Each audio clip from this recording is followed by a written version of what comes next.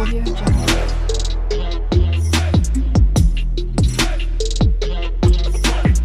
Audio Jungle. Hello friend, welcome back to my channel. তোমরা সবাই কেমন আছো? আশা করি ভালোই আছো। তো দেখো, আজকে আমি খুব কম খরচে, খুব সহজে, কোনো বিনা ঝামেলা ছাড়া, কোনো কিছু ঝামেলা নয়, 2-3টে উপকরণ দিয়ে আজকে আমি আইসক্রিমের রেসিপি বানাবো। তো আজকে আমি কি করে আইসক্রিমের রেসিপিটা বানাই তোমরা কন্টিনিউ দেখতে থাকো। আর এখানে দেখো আমি 1 কেজি মানে 500 করে 1 কেজি আমুলের দুধ নিয়েছি। তো দেখো, গ্যাসটা জ্বালিয়ে কড়াটা বসিয়ে দিয়েছি। আর এই কড়াটাতে সামান্য পরিমাণে জল দিয়ে এবারে এই যে দেখো দুধের প্যাকেটটা কাটা আছে, দুধটা ঢেলে নেব। আরেকটা প্যাকেটেরও দুধটা ঢেলে দেবো। এবার দেখো আমি এখান থেকে কিছুটা দুধ বাটিয়ে তুলে রেখে দেব।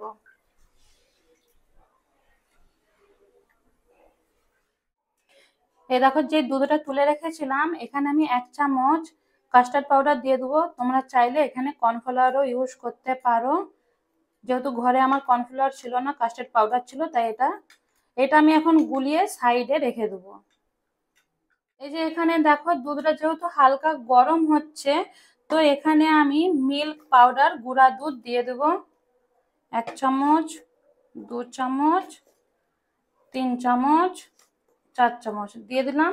দুধটা যাতে ডেলা না পাকিয়ে যায়, তাই আমি তাড়াতাড়ি করে ভালো করে দুধটা গুলিয়ে নেব। আর এই ডেলাগুলো যে এখন হয়ে গেছে, ডেলাগুলো ভালো করে গুলিয়ে নেব। এবার দুধটা আমি গরম করব যতক্ষণ না দুধটা একটু কমে যায়। তো দেখো দুধটা আমার কিন্তু বেশ ভালো মতনই ফুটে গেছে আর অনেকটা গাঢ় হয়ে গেছে। আর যে গুঁড়া দুধটা দিয়েছিলাম একটুকুনো কিন্তু ডেলা পাকানা নেই, এই যে দেখো। আর গন্ধটা বেশ ভালোই বেরাচ্ছে। যেহেতু অনেকটাই ফুটে গেছে, এবারে এখানে আমি 1 বাটি চিনি দিয়ে দিচ্ছি। তোমরা যেরকম মিষ্টি খাবে সেরকম হিসাবে চিনিটা দিও। এবারে চিনি আর দুধটা আবার 5 থেকে 10 মিনিট ফুটাবো ভালো করে।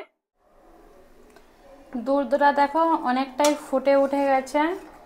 আর যে চিনির যে একটা রস থাকে সেটা একটু গাঢ় হয়ে গেছে দুধের সাথে। আর দুধটা অনেকটা পরিমাণেই দেখো মরে গেছে, মানে এখানটায় দুধটা ছিল এখানটায় নিচে নেমে গেছে। তো দুধটা যে অনেকটাই গাঢ় হয়ে গেছে। আর একটু গাঢ় করার জন্য এই যে দেখো কাস্টার্ড পাউডার যেটা গুলে রেখেছিলাম সেটা আমি দিয়ে দেবো। আর তোমাদের বাড়িতে কাস্টার্ড পাউডার কর্নফ্লাওয়ার কিছুই যদি না থাকে, তাহলে তোমরা কি করবে, দুধটাকে আরও গাঢ় করে নেবে, তাহলেই হয়ে যাবে।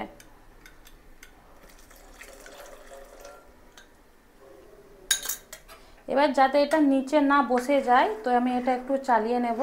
আর হালকা একটু গাঢ় করব, খুব গাঢ় না, হালকা গাঢ় করব।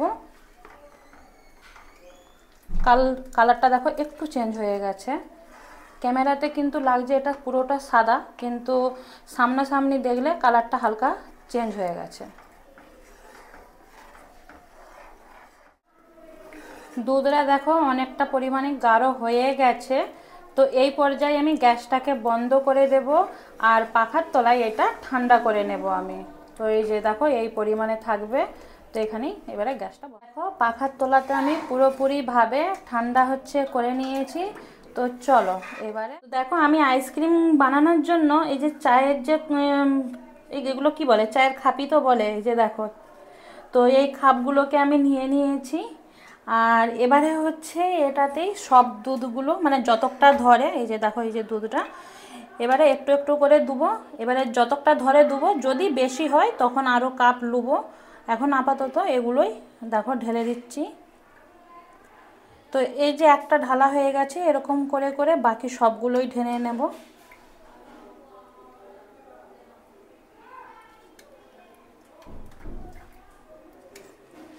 খুশবুটা কিন্তু খুব সুন্দর আসছে। দেখো 7টা কাপ নিয়েছিলাম, 7টা কাপে ধরে গেছে। তারপরেও এই যে এতটা বেশি হচ্ছে, বাকি কাপগুলোতেও আমি ঢেলে নেব, ওইটা শেয়ার করছি না। এবারে দেখো এটা আটার জন্য এখানে আমি এই যে ফয়েল যে পেপারগুলো হয়, তো এই ফয়েল পেপার নিয়ে নিয়েছি। আর নিয়ে এই যে কাপের সাথেই এই যে দেখো ভালো করে হচ্ছে আমি এটা মুড়ে নেব। আর এরকম করেই সবগুলা করে নেব। তো আমি কিন্তু সব ফয়েল পেপারগুলো দিয়ে দিয়েছি। এবারে এই যে একটা চাকু নিয়ে নিয়েছি, এবারে এই চাকুর সাহায্যে হালকা করে সব মাঝখানগুলো কেটে নেব।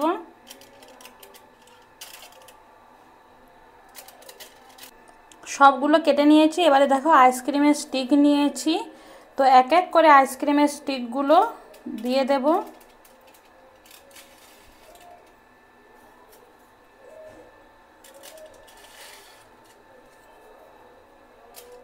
এবার দেখো আইসক্রিমের স্টিক লাগানো হয়ে গেছে। এবারে এটা ফ্রিজারে রেখে দেব পুরো 12 ঘন্টার জন্য। 12 ঘন্টা পরে আমি ফিরে আসি। এই দেখো আমি আবার চলে আসলাম 12 ঘন্টা, তবে 12 ঘন্টার বেশি আমি এটা রেখে দিয়েছিলাম, যেহেতু আইসক্রিমটা ভাবছিলাম একটু পরেই খাবো, তাই 12 ঘন্টা একটু বেশি হয়েছে। হওয়ার পরে দেখো আইসক্রিমটা কিন্তু কমপ্লিট হয়ে গেছে। আমার আইসক্রিমটা 6 থেকে 7 ঘন্টার মধ্যে আইসক্রিমটা হয়ে গিয়েছিল। যেহেতু আমি আইসক্রিমটা খাবো না, তো সেই জন্য শ্যুটটা করিনি, তো যখন খাবো তখনই শ্যুটটা করছি এখন। তো দেখো আমার সব কিন্তু আইসক্রিমগুলো বেশ ভালোভাবে হয়ে গেছে। তো চলো এক এক করে এগুলো খুলে নিই। দেখো কি সুন্দর আইসক্রিমগুলো বসেও গেছে, দেখতে বেশ ভালোই লাগছে। এবারে এই যে কাগজটা একটা কাঁচির দ্বারাই হালকা করে কেটে নেব, কেটে এবারে এটাকে ছাড়িয়ে নেব। এই যে দেখতে পাচ্ছ কি সুন্দরভাবে আইসক্রিমটা বসে গেছে। তো দেখো, তো এইভাবে আমি আগে সব আইসক্রিমগুলো কেটে তো সব আইসক্রিমগুলো সাজিয়ে নিয়েছি। আর দেখো কত সুন্দর আইসক্রিমটা হয়েছে। তো একবারে কি বলবো, দেখেই একবারে খেতে মন যাচ্ছে। দোকানে যে মটকা আইসক্রিমগুলো পাওয়া যায় না, সেই মাঝখান দিয়ে কেটে দিলেই বাস একবারে মটকা আইসক্রিম হয়ে যাবে। তো যাই হোক আইসক্রিমটা তো বেশ ভালোভাবেই হয়েই গেছে, আর খেতে কিন্তু দুর্দান্ত হয়েছে। আমি না এখান থেকে মানে এক্সট্রা যেহেতু হয়েছিল টেস্ট করে দেখেছিলাম, বেশ ভালোই হয়েছে খেতে। তোমরা আমার মতন এভাবে একবার বাড়িতে বানাবে, দেখবে বেশ ভালোই লাগবে। তো আজকে আইসক্রিম রেসিপিটা কেমন লাগলো লাইক কমেন্ট শেয়ার করে জানিও।